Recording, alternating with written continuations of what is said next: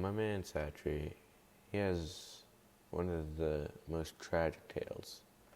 Um, he started off as a sapling, growing up with his family.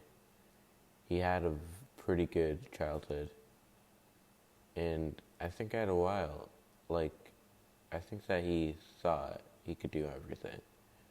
Because when people are at a very young age, we think that we own the world because it seems like the sky's the limit. Um, this thought of motion was cut off, though. It came from a lumberjack. The lumberjack needed to get some wood for his cabin. So what the lumberjack did was he went into the forest and cut down almost all the trees, leaving all the wildlife to be scattered around until it came to Satri. So why didn't Satri not die?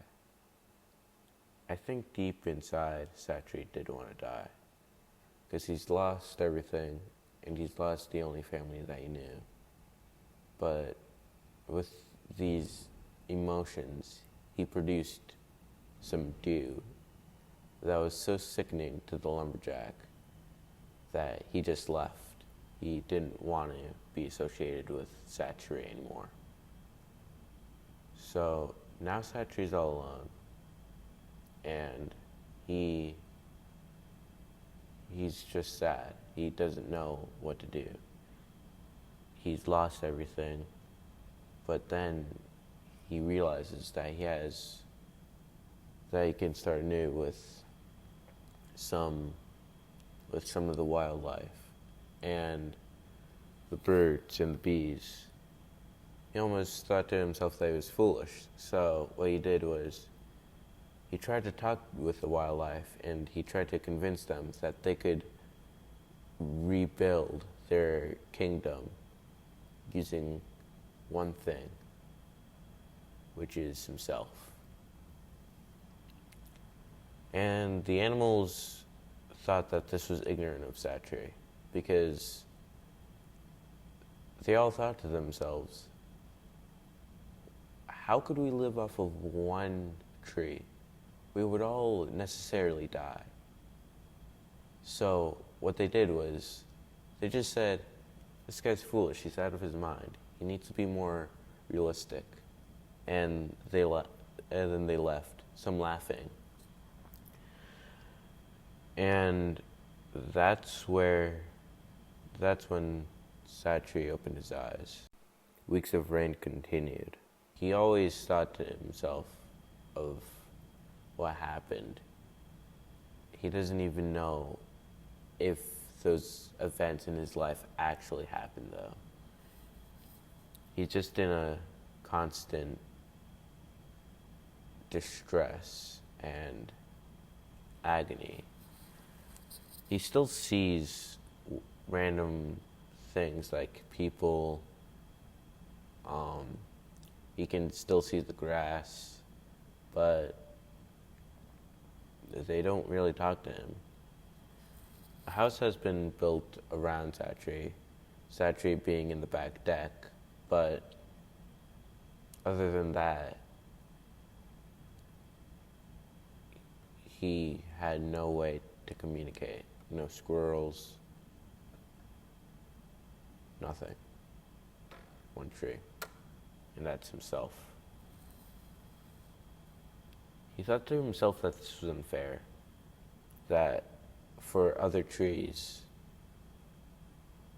that were alive out there, because he thought that there were other trees that they get to live with plants and animals, while he's just trapped, grounded in his prison for all of eternity, or at least what felt to be all of eternity. And with this thought, he dozed off to sleep. He then heard a voice that he hadn't heard in a long time. The voice whispered that something about six, that there'd be six of something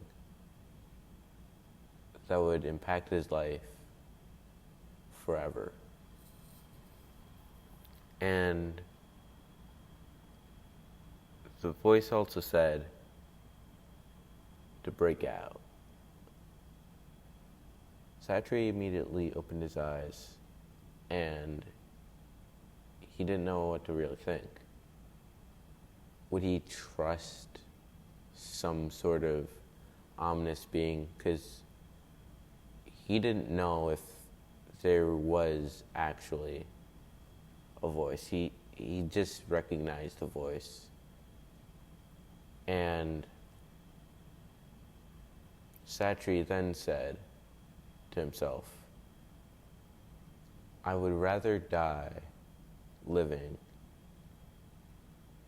than to die with already being dead. So, with all of his might, his roots, his trunks, and his leaves rustled, trying to break out, trying to reach further beyond, further than what could be imaginable.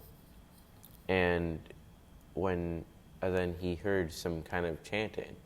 He didn't really know what was going on because he hasn't heard a voice in a long time. And they were apparently chanting some, it was basically baby language. And when Satri looked down, he saw six saplings. 6 saplings of his own. He doesn't know how long he's been rustling. He might have been rustling for so long that the leaf somehow became its own entity. He's completely lost track and he doesn't even know what he's doing. So he then thought to himself,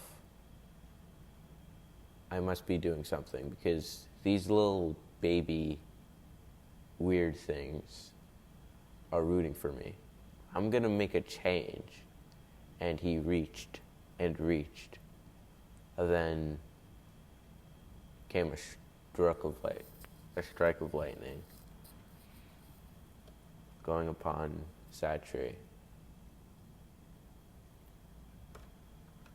And this lightning bolt basically kills Satri almost instantaneously.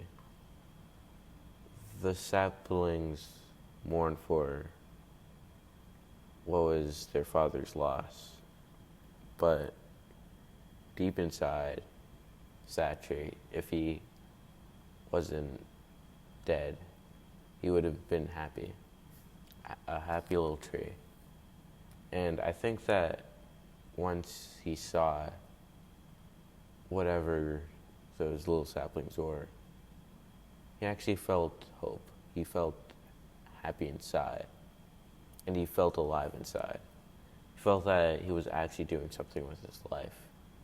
And that he had something to live for.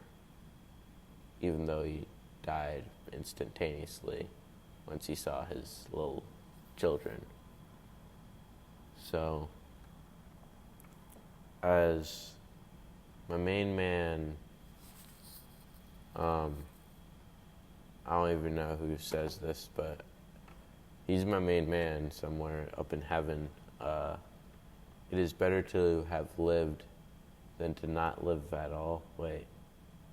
Yeah, it's better to have been Bin Laden. It's better to have lived than to not live at all. Or something like that. Yeah, it's better to not live in the prodigy than to not live at all. Yep, that's how that quote goes.